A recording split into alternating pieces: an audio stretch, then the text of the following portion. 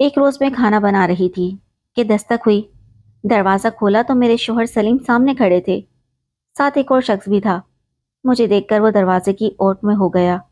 तभी मेरे शौहर बोले, आज दफ्तर से जल्दी आना हो गया। अचानक मेहमान आ गया। क्या खाना तैयार है? जी तैयार है तकरीबन। ये कहकर मैं बावर्ची खाने में चली गई और सलीम दोस्त को लेकर बैठक में जा बैठे। उन्होंने खाना खाकर मेहमान को बैठक में पड़ी चारपाई पर आराम करने को कहा और मुझे इस दोस्त के बारे में बताया कि फिरोज मेरे बचपन का दोस्त है। आजकल बुरे हालात का शिकार है तो अब मेरे पास आया है। यहाँ ना तो इसके रहने का ठिकाना है और ना ही रोजगार। मैं परेशान हूं कि इसको कहाँ ठहराऊं। बैठक में ठहरा लीजिए, मैंने शोहर को परेशान देखकर कहा। वो भी एक तरह से रजामंदी लेना चाह रहे थे क्योंकि मेहमान के खाने का इंतजाम तो मुझे ही करना था।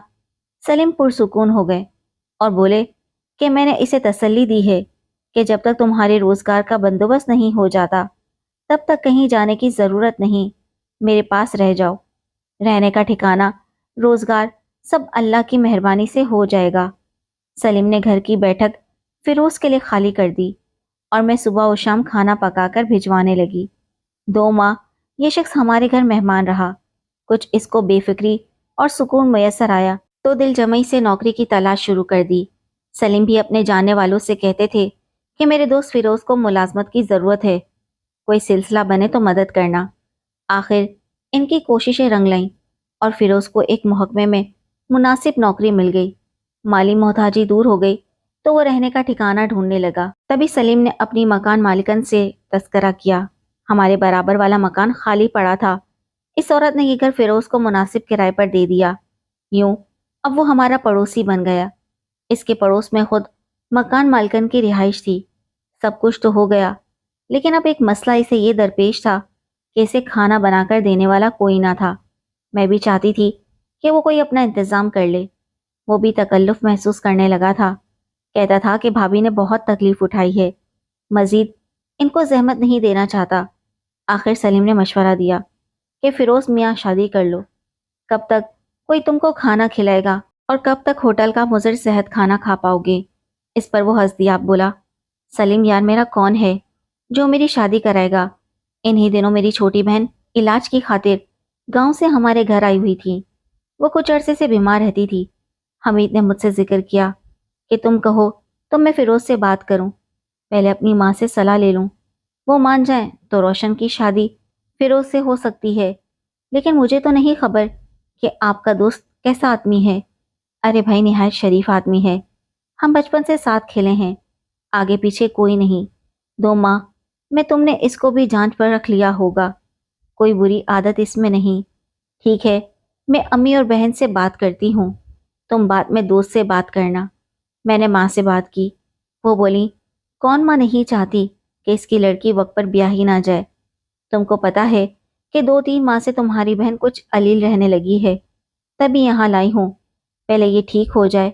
हाँ माँ, इलाज होगा तो ठीक हो जाएगी। आपने आखिर इसे ब्याहना तो है, फिर तुम और सलीम खुद सोच समझ कर रिश्ता तय कर लो। हमारे माली हालात का भी तुम लोगों को इल्म है, इसकी आप फिक्र ना करें। आप रजामंद हैं तो मैं सलीम से बात कर लेती हूँ। यूँ मैंने सलीम से और उन्होंने फिरोज से इस रिश्ते का तस्करा किया। जवाब में फिरोज चुप रहा। इस चुप का क्या मतलब है यार? मेरी साली देखी भाली है, अपने घर की लड़की है। अगर तुम शादी करना चाहते हो, तेरा घर आबाद हो जाएगा और खाने पीने की मुश्किलात से भी निजात मिल जाएगी। फिरोज ने कहा, जो तुम बेहतर समझो, मुझे मंजूर है। अब तुम ही मेरे भाई भी हो और दोस्त भी। बात इतनी जल्दी बन जाएगी मुझे गुमान भी ना था कि कल तक जो हमारा मेहमान था अब हमारे घर का एक फर्द बनने जा रहा था। फिरोज ने सलीम से ये भी कहा था कि मेरी माली हालत तुमसे पोशीदा नहीं है, अभी मेरी नौकरी लगी है, इसकी तुम फिक्र मत करो, वो सब इंतज़ाम हो जाएगा। तुम रजामंद हो तो फिर मैं सास और साली से बात कर लेता हूँ। यूँ फिरोज की शादी मेरी बहन रोशन से हो गई। जेवर कपड़ा सब मैंने अपनी तरफ से बहन को दिया क्योंकि फिरोज के पास बरी और जेवर के लिए रकम ना थी। लड़के की तरफ से शादी का खर्चा भी हमने किया। मुझे यकीन था कि रोशन शादी के बाद खुशी मिलने से ठीक हो जाएगी क्योंकि इसकी शादी की उम्र निकली जा रही थी और मेरे वालिदैन के مالی حالات درست نہ ہونے کے سبب کوئی اچھا رشتہ بھی نہیں مل رہا تھا۔ اس صورتحال میں اکثر لڑکیاں نا امید ہو کر بیمار پڑ جاتی ہیں اور ان کی بیماری کسی کی سمجھ میں نہیں آتی۔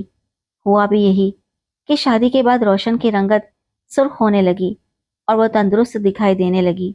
سلیم نے بھی یہی سوچا تھا کہ ان کی ذرا سی قربانی سے، یعنی شادی کا خرچہ اٹھانے پر، ان کے دوست کا گھر بس جائے گا اور سسرالی بھی خوش ہو جائیں گے کہ ان کی لڑکی کو اچھا بر مل گیا ہے۔ دونوں کا گھر بن گیا۔ فیروز اور روشن خوش رہنے لگے اور اپنی دنیا میں مگن ہو گئے۔ ہم بھی خوش تھے کہ چلو اچھا ہوا۔ سلیم سسرالیوں میں سرخرو تھے کہ روشن شادی کے بعد خوش تھی۔ سال بعد اس نے بچی کو جنم دیا جس کا نام اس نے حوریہ رکھا۔ وہ بہت پیاری صورت والی، گول مٹول بھی تھی۔ ہمارے گھر کوئی بچہ نہ تھا، میں اسے گھر لے آتی، گھنٹوں اپنے پاس رکھتی۔ مجھ کو اپنی بھانجی بہت پیاری لگتی تھی۔ اب تو وہ ہمہ وقت میرے پاس ہی رہتی۔ وہ مجھ سے اتنی مانوس ہو گئی تھی کہ جب رات کو سو جاتی تب ماں اسے اٹھا کر لے جاتی۔ اب وہ 2 سال کی ہو گئی تھی اور میری اتنی عادی ہو گئی تھی کہ 1 منٹ بھی میرے بغیر نہ رہتی۔ خدا کی کرنی کہ میری بہن پھر سے بیمار رہنے لگی اور اس کی بیماری اتنی بڑی کہ لاغر ہو گئی۔ ڈاکٹروں نے کینسر تشخیص کیا اور وہ 6 ماہ بعد چل بسی۔ جوان موت پر ہر آنکھ اشک بار تھی، لیکن فیروز کا تو گھر اجڑ گیا تھا اور حوریہ بے آسرا ہو گئی۔ تبھی فیروز نے اسے مکمل طور پر میرے سپرد کر دیا کہ اب یہ آپ ہی کی بچی ہے، آپ نے اس کی پرورش کرنا ہے۔ بہن کی وفات اور بھانجی کے بن ماں ہو جانے پر میں بہت رویا کرتی تھی۔ سلیم بھی غمزدہ تھے کہ ان کے پیارے دوست کا گھر اجڑ گیا تھا۔ اس عرصے میں یہ کسی کو پتہ نہ چلا کہ ہم آپس میں رشتہ دار ہیں یا غیر۔ روشن نے اپنی وفات سے 2 دن قبل فیروز سے وعدہ لیا تھا کہ میری بچی کو باجی کو دے دینا اور خود جہاں مرضی ہو شادی کر لینا۔ سال بعد میں نے اور سلیم نے فیروز کو مشورہ دیا کہ وہ دوبارہ شادی کر لے، بچی تو ہمارے پاس ہے، مگر اس نے انکار کر دیا۔ اس کا کہنا تھا کہ اب میں اور شادی نہیں کروں گا، بس ایسے ہی زندگی گزار لوں گا۔ کچھ عرصے بعد پتہ چلا کہ وہ گھر کی مالکن سروری بیگم کے گھر بھی آتا جاتا ہے۔ اس کا شوہر سعودی عرب کمانے گیا ہوا تھا۔ وہ گھر میں بچوں کے ساتھ اکیلی رہتی تھی۔ ہم نے ان دونوں کے بارے میں 6 مگویاں سنی تو سلیم نے فیروز سے پوچھا۔ وہ برہم ہو گیا، کہنے لگا ایسی کوئی بات نہیں ہے، لوگ تو یوں ہی بات کا بتنگڑ بنا لیتے ہیں۔ اس بیچاری کا مٹ پردیس میں ہے، اس کو باہر کے کام کروانے ہوتے ہیں تو مجھے کہلوا دیتی ہے، میں کر دیتا ہوں، بس اتنی سی بات ہے جس پر لوگ ہمیں بدنام کر رہے ہیں۔ سلیم یہ سن کر خاموش ہو رہے۔ حالانکہ لوگوں نے یہ تک کہا تھا کہ سروری بیگم رات کو بھی فیروز کے گھر آتی جاتی ہے۔ محلے اور پاس پڑوس کے لوگوں نے دیکھا تھا۔ تبھی سردیاں آئیں۔ فیروز نے مجھ سے کہا باجی میری رضائی دھلوا کر بھروا دیں، مجھے رات کو سردی محسوس ہونے لگی ہے۔ میں نے کہا بھیا مکان اور پیٹے کی چابیاں دے جانا، میں جا کر رضائی نکال لوں گی۔ اس نے مجھے چابیاں دے دی۔ میں اسی روز گئی اور بستروں والی پیٹی میں سے رضائی نکالنے لگی۔ جو ہی میں نے ایک رضائی باہر نکالی، اس کے اندر سے کئی خط بھی نکل کر فرش پر گر پڑے۔ میں یہ دیکھ کر گھبرا گئی۔ یہ سروری بیگم کے محبت نامے تھے جو فیروز کے نام تھے۔ ایک شادی شدہ عورت اور 2 بچوں کی ماں جس کا خاوند اس کو سکھ پہنچانے کی خاطر پردیس میں تھا۔ اس کے ایک غیر آدمی سے اس قسم کی جان پہچان دیکھ کر مجھے پڑوسن سے بہت نفرت محسوس ہوئی۔ ساتھ ہی اپنے بہنوئی کے اچھے کردار کے بارے میں جو رائے تھی وہ زمیں بوس ہو کر گر پڑی۔ میں تو فیروز کو نہایت نیک چلن اور با کردار شخص سمجھتی تھی۔ ان خطوط میں ہمارے گھر کی باتیں بھی تھیں۔ میں یہ سارے خطوط اٹھا کر گھر لے آئی۔ جب فیروز کو پتا چلا کہ میں خط اٹھا لائی ہوں تو وہ بہت ناراض ہوا اور ہم سے جھگڑ پڑا اور اپنا زیور جو ہمارے پاس تھا طلب کیا۔ جو اس کی رقم ہمارے پاس امانت رکھی تھی وہ بھی ہم سے لے لی۔ یہی نہیں اپنی بچی بھی لے گیا، ہم سے بول چال بند کر دی اور بچی کو سروری بیگم کے سپرد کر دیا۔ میرے لیے یہ سب کچھ بے حد تکلیف دہ تھا۔ بچی آنکھوں کے سامنے ساتھ والے گھر میں روتی رہتی اور ہم اس کو اپنے پاس نہیں لا سکتے تھے۔ وہ مجھ کو امی کہہ کر بلاتی تھی۔ وہ امی امی کی دہائیاں دیتی رہتی اور میں دیوار سے ادھر اس کی پکار سن کر روتی اور تڑپتی رہتی۔ سلیم سے میری یہ حالت نہیں دیکھی جاتی تھی۔ آخر انہوں نے یہ فیصلہ کر لیا کہ فیروز سے لڑنے کے بجائے گھر ہی تبدیل کر لیں۔ تاکہ نہ بچے کی آواز ہمارے کانوں تک آئے گی اور نہ ہی جھگڑا ہوگا۔ ہمارا صرف یہی قصور تھا کہ ہم نے فیروز کو سمجھایا تھا کہ وہ ایک غیر عورت سے غلط مراسم نہ رکھے، کیونکہ یہ بری بات ہے اور بری باتوں کا انجام برا ہی ہوتا ہے۔ بس ہماری یہی نصیحت اس کو ہم سے دور کر گئی۔ جس دن ہم گھر چھوڑ کر جا رہے تھے، سارا محلہ اکٹھا ہو گیا۔ سب نے پوچھا، کیا بات ہے؟ کیوں تم مکان تبدیل کر رہے ہو؟ اتنے برسوں کا ساتھ ہے، جانے اب کیسے لوگ کرایہ دار ہیں۔ سلیم ان کو کیا وجہ بتاتے، یہی کہا کہ مجبوری ہے اس لیے جا رہے ہیں۔ وہ کچھ سامان لے کر چلے گئے، باقی سامان اور مجھے انہوں نے دوسرے چکر میں لے کر جانا تھا۔ جب واپس آئے تو دیکھا کہ میرا اچھا خاصا جھگڑا سروری بیگم سے ہو چکا ہے۔ جب کسی معاملے میں عورتیں بول پڑیں تو بات جلدی ختم نہیں ہوتی۔ محلے کی عورتیں جمع ہو گئیں، سب نے کہا 10 سال تم لوگ رہے، آپس میں کوئی جھگڑا نہیں ہوا، آخر کیوں؟ اب گھر چھوڑ کر جا رہے تھے اور اب جھگڑا بھی ہو گیا۔ تب میں پھٹ پڑی کہ یہ عورت اپنے محبت نامے مانگ رہی ہے جو اس نے میرے بہنوئی فیروز کو لکھے ہیں، مگر میں نہیں دوں گی کیونکہ ان خطوط میں ہماری برائیاں بھی لکھی ہوئی ہیں۔ اگر دوں گی تو فیروز کو دوں گی کیونکہ میں نے اس کی بستروں والی پیٹی سے اٹھائے تھے۔ یہ مانگنے والی کون ہوتی ہے؟ اگر آپ لوگوں کو یقین نہیں آتا تو سارے خطوط آپ کو بھی دکھا سکتی ہوں۔ میرے یہ کہنے سے تو طوفان ہی آ گیا اور بات مار کٹائی تک پہنچ گئی۔ جب سلیم پہنچے تو ہماری مار کٹائی اور ہاتھا پائی ہو رہی تھی۔ سلیم نے مجھ سے کہا، اسما، مجھے تمہاری نادانی پر بہت افسوس ہے۔ جب میں نے تم سے کہا تھا کہ جھگڑا نہ کرنا اور خطوں کی کوئی بات منہ سے مت نکالنا تو یہ بات تمہارے منہ سے کیوں نکل گئی؟ اصل میں مجھے تو اپنی بھانجی سے جدائی کا بے حد غم تھا جو اس عورت کے قبضے میں تھی، جبکہ یہ اس کی کچھ بھی نہیں لگتی تھی۔ وہ بچی کو میرے پاس آنے نہ دیتی تھی۔ بس اسی غصے کے رد عمل نے مجھ سے ایسی بات کہلوا دی۔ ہم نئے مکان میں چلے گئے، مگر میں یہاں آ کر قطعی خوش نہ تھی، بے حد اداس اور بوجھی بوجھی رہتی تھی۔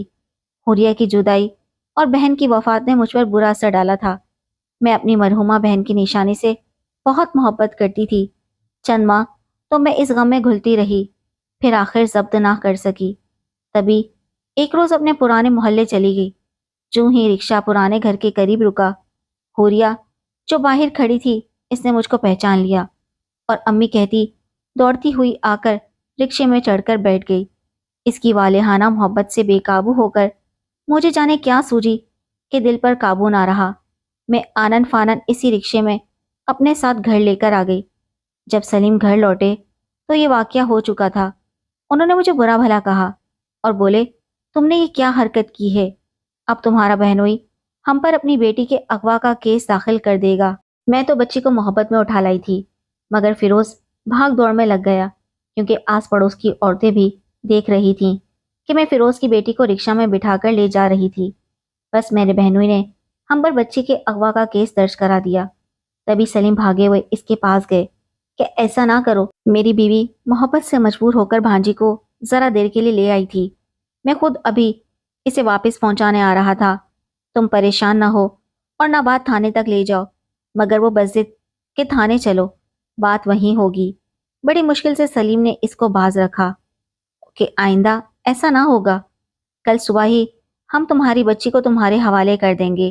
اس نے کہا، ٹھیک ہے، تم بچی کو 1-2 دن رکھ لو تاکہ میں کیس کو ختم کرا دوں۔ 2 دن گزرے تھے۔ دوپہر کے بعد جب سلیم دفتر سے آئے ہی تھے کہ دروازے پر دستک ہوئی۔ انہوں نے دروازہ کھولا اور دیکھا کہ فیروز بہت گھبرایا ہوا کھڑا ہے۔ تن پر لباس بھی موزوں نہیں ہے، نہ پاؤں میں چپل ہے۔ سلیم اس کی حالت پر حیران رہ گئے۔ پوچھا، کیا ہوا؟ خیریت تو ہے؟ خیریت نہیں ہے، فیروز نے جواب دیا۔ تم ٹھیک کہتے تھے کہ برے کام کا انجام برا ہوتا ہے، میں پھنس گیا ہوں، مجھے اب صرف تم ہی بچا سکتے ہو۔ سلیم اس کو اندر لے آئے، پانی پلایا، اپنے کپڑے دیے اور تسلی بھی کہ جو کچھ ہوا اسے قطعی نظر میں تمہاری ہر طرح سے مدد کروں گا۔ بتاؤ تو صحیح، بات کیا ہے؟ فیروز نے بتایا کہ آج دوپہر میں سروری کے ساتھ اپنے گھر میں موجود تھا کہ اچانک بغیر اطلاع اس کا شوہر گھر میں آ گیا۔ میں نے دروازے کی کنڈی صحیح طرح نہیں لگائی تھی۔ وہ صحن میں سے ہوتا ہوا کمرے میں ہمارے سروں پر آ پہنچا۔ ہم تو بے خوف بیٹھے تھے کہ اس کا شوہر باہر ملک میں ہوتا تھا، اب یہ اچانک آفت نازل ہوئی تو ہمارے دماغ سن رہ گئے۔ دراصل وہ بغیر اطلاع کے آ گیا۔ گھر پہنچا تو اس کے بچوں نے بتایا کہ ماں ساتھ والے مکان میں انکل فیروز سے ملنے گئی ہے۔ بچوں کو خبر تھی کہ وہ اکثر دوپہر میرے گھر آ جاتی تھی اور ان سے کہتی تھی کہ گھر کا دھیان رکھنا، باہر مت نکلنا۔ جب اس شخص نے اپنی بیوی کو میرے بہت قریب دیکھا تو چراغ پا ہو گیا۔ میں تو وہاں سے کسی طرح بچ نکلنے میں کامیاب ہو گیا، لیکن اس نے پتہ نہیں اپنی بیوی کو کتنا مارا کہ محلے والے اکٹھے ہو گئے تھے۔ میں تو اس جگہ جانے سے ڈرتا ہوں۔ میرے مکان کا دروازہ کھلا پڑا ہے، وہاں سب سامان، زیورات، نقدی سوٹ کیسوں میں موجود ہے۔ تمہیں کسی طرح اس محلے میں جا کر پتا کرو کہ کیا ہوا ہے۔ میں تو اب وہاں نہیں جا سکتا، لوگ مجھے ماریں گے، محلے بھر میں رسوائی بھی ہوگی۔ سلیم نے اس وقت موٹر سائیکل نکالی اور پرانے محلے چلے گئے۔ وہاں جا کر صورتحال دیکھی، فیروز کے مکان کی کنڈی بجائی، وہاں کوئی ہوتا تو بولتا۔ اتنے میں محلے کے 3-4 آدمی اکٹھے ہو گئے، شاید وہ طاق میں تھے کہ وہ آئے تو اس سے 2 ہاتھ کریں۔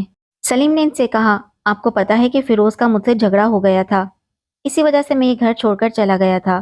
آج کسی کام سے ادھر سے گزر رہا تھا، کام یہ تھا کہ فیروز نے اپنی بچی کی اغوا کا پرچہ ہم میاں بیوی پر درج کرا دیا تھا، جبکہ میری بیوی اپنی بھانجی کو محبت کی وجہ سے اپنے ساتھ لے گئی تھی۔ اس سلسلے میں فیروز سے ملنا چاہتا تھا، مگر یہاں تو صورتحال کچھ اور معلوم ہوتی ہے۔ محلے والوں نے فیروز کو خوب گالیاں دی کہ وہ تمہارا ہمزلف تھا، اب تم اس کا سامان یہاں سے اٹھا کر لے جاؤ، ورنہ ہم اس کے سامان کو آگ لگا دیں گے۔ ہم کسی صورت اس کو دوبارہ ادھر دیکھنا نہیں چاہتے، ورنہ خون خرابہ ہوگا۔ غضب خدا کا ایک شریف آدمی کی غیر موجودگی میں اس کے گھر کی نقب لگا رہا تھا۔ سروری کا شوہر تو بیوی کو قتل کر ڈالتا اگر ہم نے درمیان میں پڑھ کر اس عورت کو نہ بچا لیا ہوتا۔ وہ اتنی زخمی تھی کہ اسے اسپتال لے گئے ہیں اور اس کا مرد تھانے بیٹھا ہے۔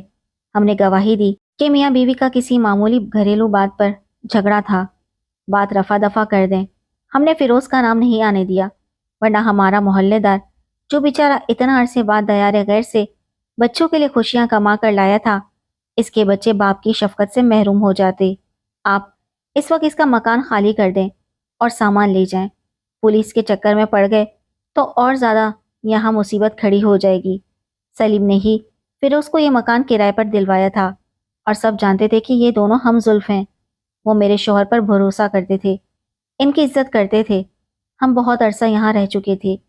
سلیم کی ساکھ اچھی تھی تو محلے والوں نے ان پر اعتماد کیا۔ میرے شوہر نے ان لوگوں سے وعدہ کیا کہ یہ کام ہو جائے گا، فکر نہ کریں۔ فی الحال میں سامان لے جا کر اپنے گھر امانتاً رکھ لیتا ہوں، اور فیروز بھی ادھر اب نہیں آئے گا۔ اچھا ہوا آپ لوگوں نے پولیس میں ایسا بیان نہ دے کر ہماری عزت رکھ لی، ورنہ تو سچ ہے کہ گیہوں کے ساتھ گھن بھی پس جاتا ہے۔ اس طرح کچھ معزز محلے داروں کی موجودگی میں سلیم نے فیروز کا سامان اٹھایا اور رسید بھی لکھ کر دی تاکہ معاملہ رفع دفع ہو جائے۔ اس کے بعد وہ بھی اس محلے میں نہیں گئے اور فیروز نے تو خود کو کافی عرصے روپوش ہی رکھا۔